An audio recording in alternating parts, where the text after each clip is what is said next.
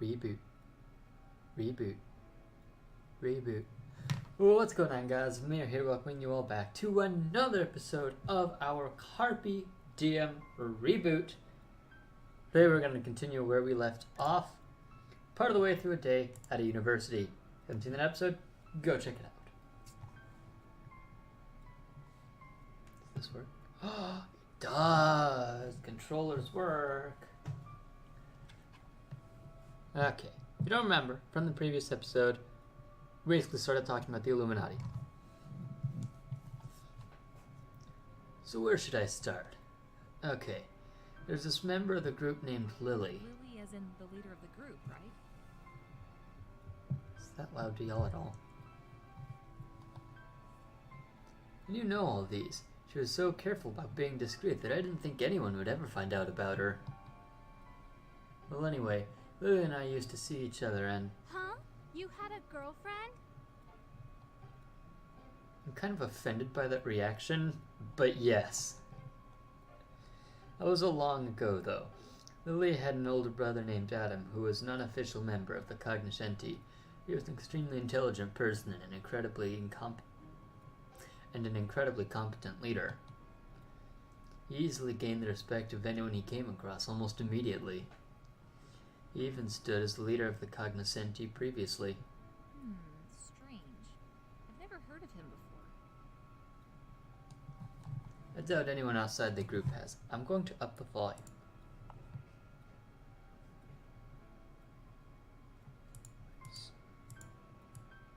That is all the way up.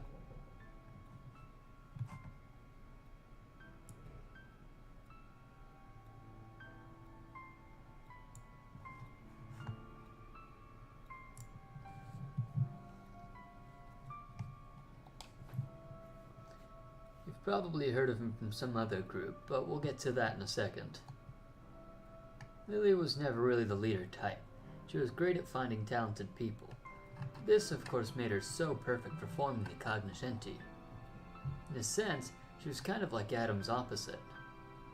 The two had a remarkable list of similarities, but they were at the complete opposite sides of the spectrum.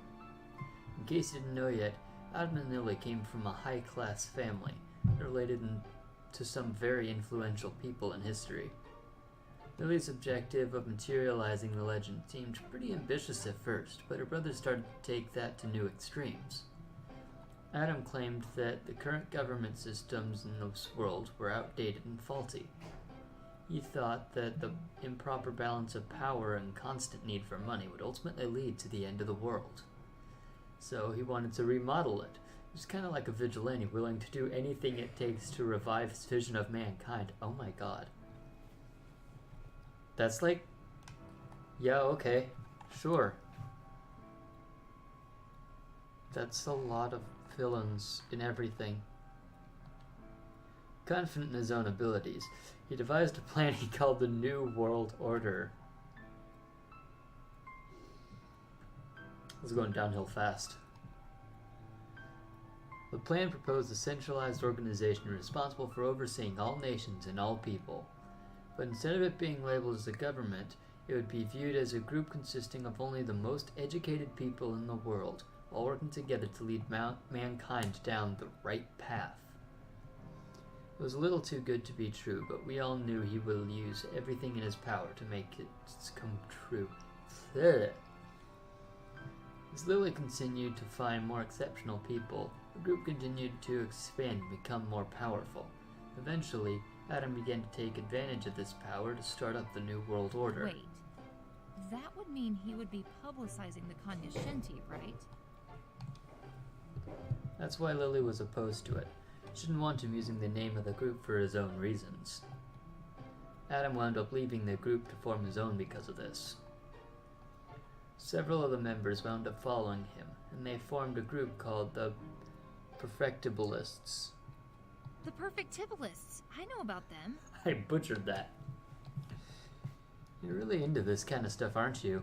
I've heard about them before too. I had no idea it was real though. The whole thing seemed a little too sketchy. You were involved with them, Young? That's amazing. No, I wasn't. Adam's ideology and intentions were worth acknowledging, but myself and most of the other members were smart enough to know that his plan could backfire at any second. That's why only a handful of the cognoscenti agreed to help him. Why is that? If he had a plan to make the world a better place, why wouldn't you help him? Unfortunately, saving the world is much easier said than done. Humanity is much more complex than that, If reconstructing society was as easy as the push of a button, it would have been done a long time ago. I can understand that. No leader or president would ever willingly just hand over their power, let alone give it away to some random rebel group. Exactly.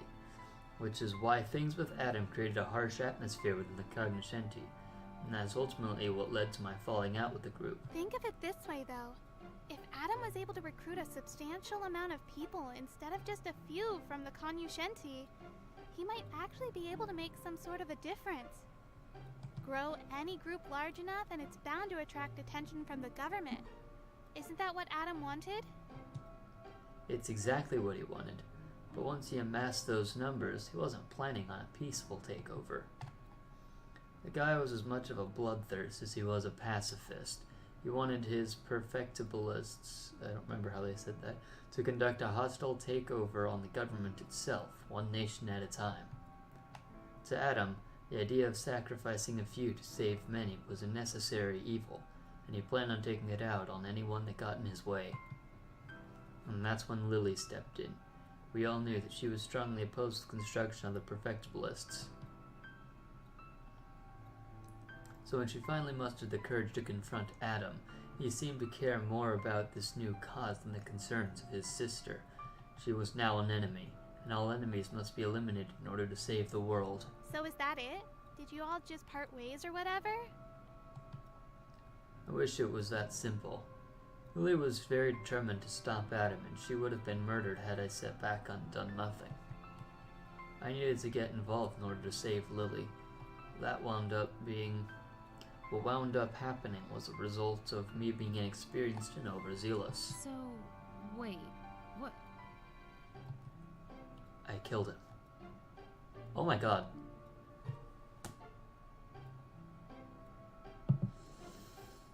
This got dark really fast.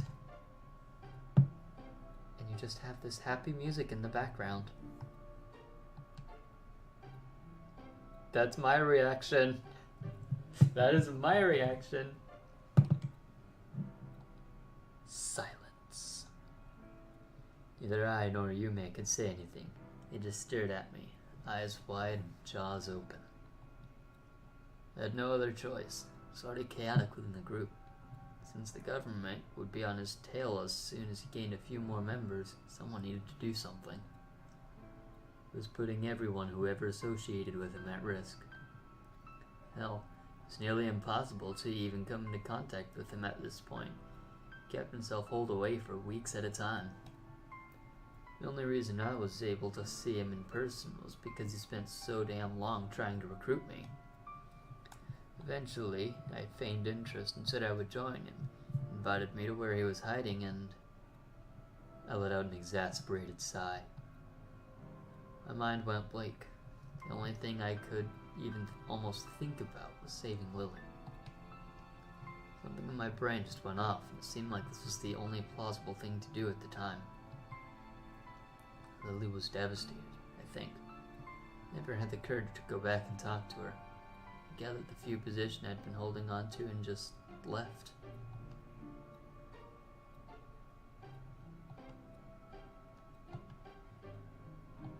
Doesn't that mean you're still dating? That's what you're concerned about at the moment? That is what you're concerned about at the moment. Okay, sure, fine. What? Lily, you never broke up with her. Is that what you got out of all of that? You two certainly know how to lighten the mood. This went exceedingly better than I had imagined it going. What do you think Lily is doing now? I don't know. I try not to think about it. It only caused her more pain by being near her. How do you know that? What? I mean, you did kill her brother, so she's most likely pissed off about that. But maybe she's realized that you did it to save her.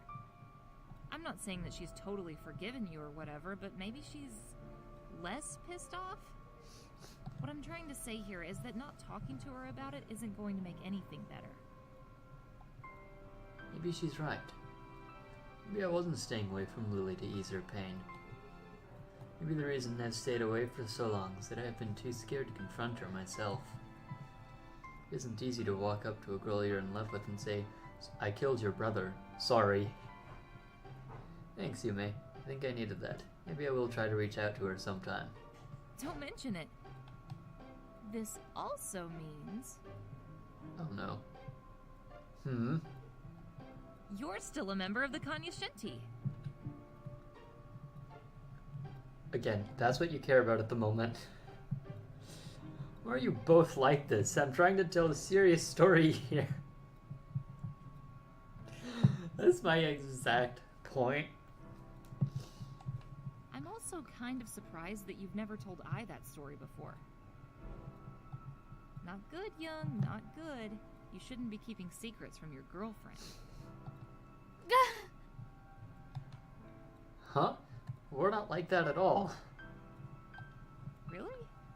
But you live together, right? Don't mind him. He's just too shy to admit it. I see what you're doing. I see what you're doing now. I has apparently decided to go along with Yume's assumptions about us. I mean, it would definitely explain the whole living together situation, but I just don't want Yume to think that way about us for some reason. Oh, yeah. Totally dating. Forgot. Anyway, I should probably be heading to the office now. Sorry I didn't get to give you guys the full tour. Maybe some other time? Don't worry about it. Catch you later, Yume. See you soon. Yep, bright and early for breakfast tomorrow morning. Will that audio file cut off? I forcefully cover her mouth with my hand while I wait until Yume is far enough to hear us. Hey, I can't take another consecutive day of physical activity. I need time to recuperate. She breaks free from my hand. Fine, but you owe me pancakes. Yume is long gone by now. So, are we supposed to keep pretending that we're lovers in front of Yume from now on? Because I don't think I'm a good enough actor for that. Why not? It's not like we're far from being lovers anyway, right? What? Is that what you think of us? Do you not? Oh god, this is gonna be a choice, isn't it? So, what's the plan now? Should we just head home? Are you kidding? We haven't even made any new friends today. Is that important? I've got like 100 people I still need to talk to before I fill my quota. I guess? What a pain. Young, what is the point of having the cell phone if the only numbers I have are yours and Yume's? To call me or Yume? I still need to fill up my contacts list. Not even my contact list is full. That's a stupid goal. Style random numbers. Wait for someone to pick up. Hooray, new friend. Let's go home. That's not how it works. Ah! I finds her next victim. Friend spotted. Oh no. She grabs my arm and yanks me toward the said victim. Hello. Oh god, he's an art major.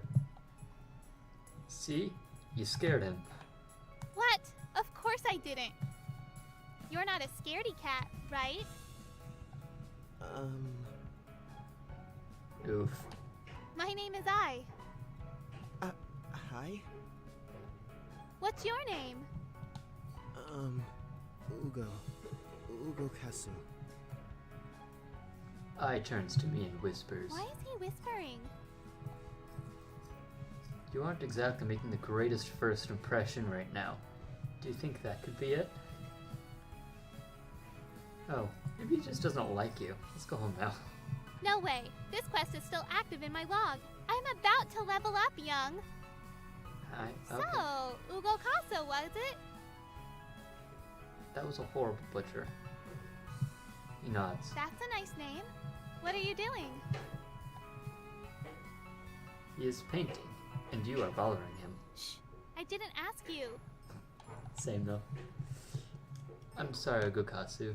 Just humor this annoying girl here and we'll be on our way. What? I'm not annoying him. You annoy everyone. Why don't you go somewhere else while I talk to my new friend? I need to stay here and make sure you don't do anything stupid. I won't. The boy giggles softly. Sorry. I was not planning on letting this opportunity to socialize pass up. She rests her arm on one of the boy's shoulders. Hey, don't worry about it. Laugh if you want to laugh. Ha ha ha! Laughing feels great, right? That was such a fake laugh. He's still unsure of what to do next. He seems a bit nervous, but who wouldn't be if they were randomly approached and verbally harassed by two random people? So, Ugo Kasu, my new friend, how are you doing? Good, thanks. Good. I What? see you're painting a pretty cool thing right there. That's a really good painting. Thank you. If I were him, I'd have run away by now. Surprisingly enough, he's actually responding to her questions. That's typically what people do. So hey, since we've now become friends, why don't we exchange phone numbers? You've literally known him for 2 minutes. Hirokazu reverts back to shy mode and hides his eyes underneath his long bangs. Huh? What's wrong? There's this kind of unspoken rule about not asking for a person's phone number 2 minutes after meeting them. My point exactly. Minute for minute. Whoa, really? But then what are the numbers even good for? I don't know why. It's been less than 5 minutes. You're scaring the poor kid. No, it's not that. He tries to speak up, but is still barely audible. I'm really happy that you would consider me as a friend. But sadly, I don't have a phone. Oof. Oh man, really? I'm sorry. Ugokasu sighs and fixates on the ground. Oh no, don't worry about it. I'm sorry for suddenly asking you anyway. We can still be friends without trading numbers. She smiles in the air and immediately changes.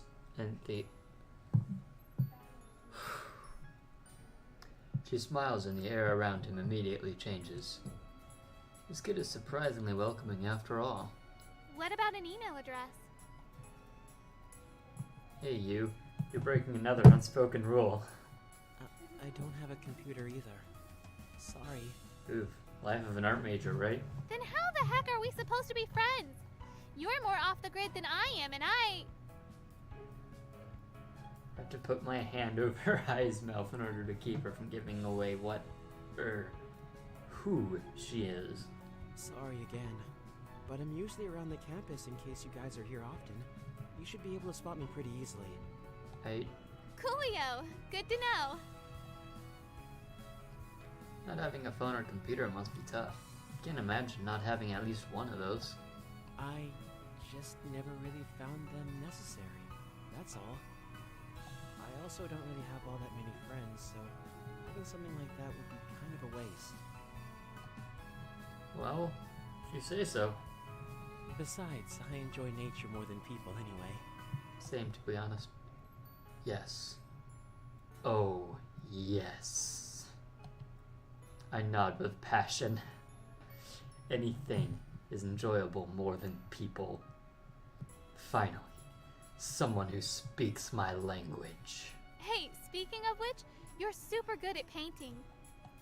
Do you do anything besides landscapes and stuff? Not really. Nature is mysterious and beautiful. That being said, looking at landscapes is often relaxing and fun. At the same time, you can find traces of gloom or depression. The beauty with landscapes is that you don't even really need words to describe them. You just feel it. That is kind of true. A slight change in color can alter the mood of a piece almost entirely. Everything is just so delicate and fragile with them. Isn't this kid supposed to be quiet? How much can one person love nature? This city has a lot of spots to... Oh, I'm sorry, I started ranting without thinking. I apologize. Hey, not a problem at all, buddy. Young and I love listening to your nature talk. Well, yeah, it's not always a bad thing to share your interests to others. Thank you. Oh, I know she just said it, but I'm Young. Nice to meet you. Nice to meet you, Jung. You too, Every single character in this game pronounces my name differently, and I don't know how to pronounce it. I'm going with Young. I'm sticking with Young. You two seem really close. Totally are. We've been together since birth. Yeah, We okay. also just been upgraded to lovers. Yeah, okay. It's a bit more complicated than that, to be honest. Hush! Just agree. This may be the first time I've envied a human relationship. Human ex-robot, that is. You're not wrong, buddy, you're not wrong. Well, now that we're all friends, we can all be super close. That's good to know. I've had friends before, but never really any close ones. They weren't exactly the type of people I would hang out with or share secrets with or whatever. Those things never mattered to me until recently. I guess I'll be in your care from now on then. I looked deep in thought while Ugo Kasu is speaking. It's almost kind of creepy. Her eyes are fixated on him, yeah, but they look... dead? She flinches when Ugo Kasu bows. Oh yeah! Totally! We'll be the best of friends. I'm glad to hear that. Well then, I suppose I will excuse myself for now. I have a class to get to. Oh man, you're leaving already? I wanted to paint with you. Sorry again. Next time we see each other, I'll prepare canvases so we can all paint together. Sounds good. I hope to see you again soon. Same to you. Ugo Kasu puts his tools in the bag and grabs the canvas as he leaves.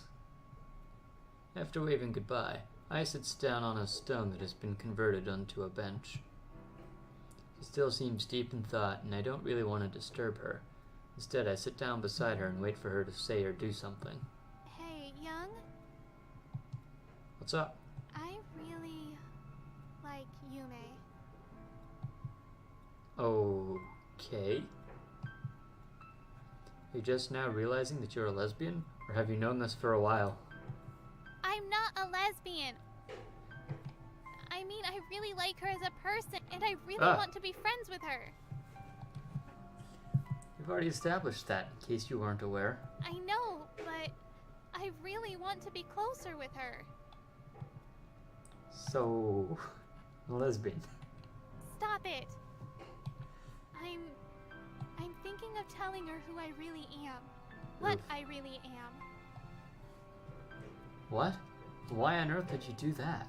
You know, I really thought I knew you more than anyone else did. We've lived together for a while now, and, well, I just thought I knew everything about you. But then you started talking about your past, and, well, I realized I know nothing at all. It's like we're not even close to each other. It sounds silly, but stuff like that really upsets me. It's like you don't trust me. I understood what Ugo Kasu said about friends sharing secrets. But then it got me thinking that I'm doing the same thing to Yume. How can we really be friends when I'm keeping her in the dark about what I am? It's like I haven't even been putting in the effort to trust her. That's why I've decided to tell her everything. Calm down.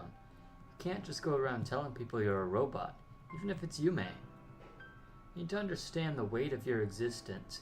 Who knows what kind of chaos would break out if people knew you existed? It would be the singularity.